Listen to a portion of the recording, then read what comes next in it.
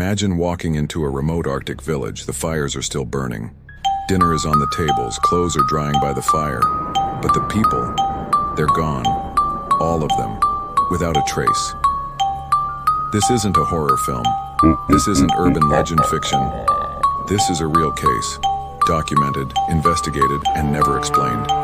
This is the mystery of Angikuni, a village that vanished in 1930. It all began with a trapper named Joe LaBelle. He was no amateur.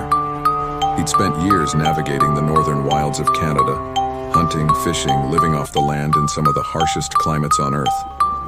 He knew the people of the Angikuni Lake region, Inuit families who had lived there for generations, sustaining themselves through tradition, hunting, and community. Joe had visited their village before. It was remote, but warm in spirit. The people were known for welcoming outsiders, offering shelter and food in the brutal northern cold. It was a place of life, even amid the snow. But in November of 1930, that changed. Joe was following a familiar route when he decided to stop at the village to rest. As he approached, something felt off. There were no children playing near the huts, no barking sled dogs, no signs of smoke curling from the chimneys, only stillness, and the kind of silence that makes you feel like something is deeply, terribly wrong. Still, he pressed on. He entered the village and found nothing. No one greeted him, no voices, no movement, no footsteps in the snow. Yet the fires were still lit. He stepped into the nearest hut and saw food still cooking in a pot. There were plates set for dinner, cups of tea on the table, beds made, clothes drying on lines, tools laid out neatly. Everything was in place, except the people. He moved from house to house. All the huts were the same, completely intact, completely livable, but completely deserted. At first, he thought it was a mass migration. Maybe they'd moved to another hunting ground. But then he found something that changed everything.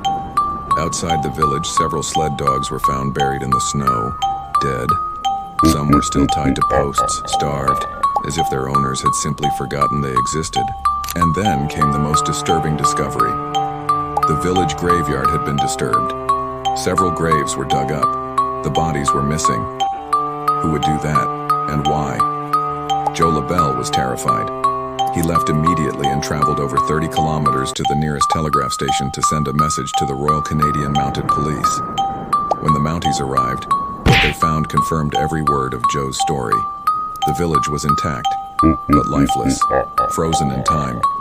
Fires still burned low. Meals sat untouched. Rifles leaned against the walls. Nothing was stolen, nothing was broken, but everyone was gone. There were no footprints in the snow, no blood, no signs of a struggle, and no indication that the people had even tried to flee. It was as if they had simply vanished. What could possibly explain something like this? Let us break down the most well-known and the most chilling theories behind the disappearance of the Angikuni villagers. Some historians have suggested the villagers may have migrated or fled due to disease, a food shortage, or external threats. But this makes no sense when we look at the evidence. The food was plentiful. The fires were burning. There were no signs of illness. And if they were escaping something, why leave behind weapons? Dogs? Dead bodies? Nothing was packed. No sleds were prepared. No one traveled with their gear. People don't abandon their dogs in the Arctic. They don't leave meals uneaten. And they certainly don't unearth the graves of their dead before leaving. Could an avalanche have struck? A freak blizzard? Ice collapse? Unlikely. The structures were unharmed. No signs of flooding, crushing, or collapse. Everything was still standing, perfectly arranged. Not even snowdrifts had disrupted the homes. In fact, it looked as though whatever happened occurred suddenly, yet silently, like the people had been called away, all at once. Another theory posits that the village was attacked by rival groups or foreign invaders. But again, there's no evidence of violence. No bullet holes, no burned buildings, no missing supplies, not even scattered items or signs of a chase, just the emptiness. An entire village simply gone. And now we enter the realm where this story gets truly strange. Because the Inuit people of the region have long told stories, passed down for generations, about beings that live above the clouds. Entities they call the Sky People. According to legend, these beings descend in blue lights from the heavens. They don't speak, they don't kill, they take. And they don't always take just one. Joe LaBelle himself, in interviews after the incident, described seeing strange lights in the sky in the nights before the disappearance, blue glowing orbs hovering over the lake. He assumed they were stars or some atmospheric anomaly, until they started moving, until they got closer. Other hunters in the area reported the same thing. Strange blue signs, flashes of blue light, a deep sense of dread. Some believe the villagers of Angikuni were taken, not by invaders or nature, but by something from the sky. Fringe scientists and paranormal theorists have suggested an even wilder theory, a spontaneous tear in reality. A portal, perhaps triggered by magnetic anomalies, location, or unknown forces. These theorists believe some places on Earth are unstable points in the fabric of space-time, and that occasionally people, or entire groups, can simply fall through, into another dimension, into nowhere. Angikuni, they believe, is one of those places, and the villagers didn't leave. They just phased out of existence. After initial reports spread through North America, the Canadian government began denying the entire event. They claimed no such disappearance occurred. No reports were filed. No investigation took place. But multiple newspapers reported on it. Eyewitnesses confirmed the story, and locals, and to this day, still refuse to talk about what happened at the lake. Why the cover-up? Was it embarrassment? Or something darker?